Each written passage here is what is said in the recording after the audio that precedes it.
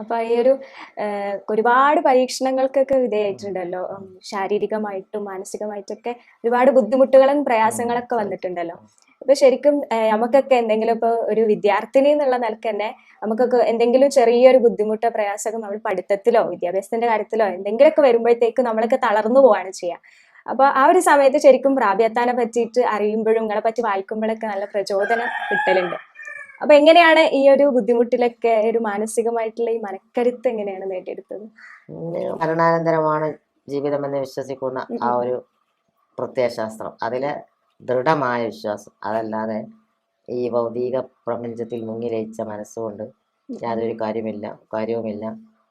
ഭൂമിയിൽ കൃഷി ചെയ്യാൻ വന്ന കർഷകനാണെന്ന്, പിന്നെ മരത്തണലിൽ വിശ്രമിക്കാൻ വന്ന യാത്രികനാണെന്ന്, കൊതുകിൻ്റെ ചെറുകിൻ്റെ വില പോലും മനുഷ്യ ഭൂമിയിലെ ജീവിതത്തിനില്ല.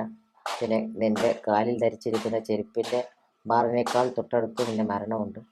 അപ്പം അങ്ങനെയുള്ള ആപ്തവാക്യങ്ങൾ ഇസ്ലാമിക വിശ്വാസമല്ലേ? ഇസ്ലാമിക, അതെ, പരലോക വിശ്വാസത്തിൽ ദൃഢമായി വിശ്വസിക്കുന്ന ഈ ഇസ്ലാമിക പ്രത്യയശാസ്ത്രം എൻ്റെ മനസ്സിൽ എനിക്ക് ധൈര്യം നൽകി. ഭൂമിയിലെ പ്രയാസങ്ങൾ പിന്നെ എന്ത്, ഇപ്പോൾ റബ്ബിന് മുമ്പാകെ ചെല്ലുമ്പോൾ എന്ത് സമർപ്പിക്കാൻ കഴിയും?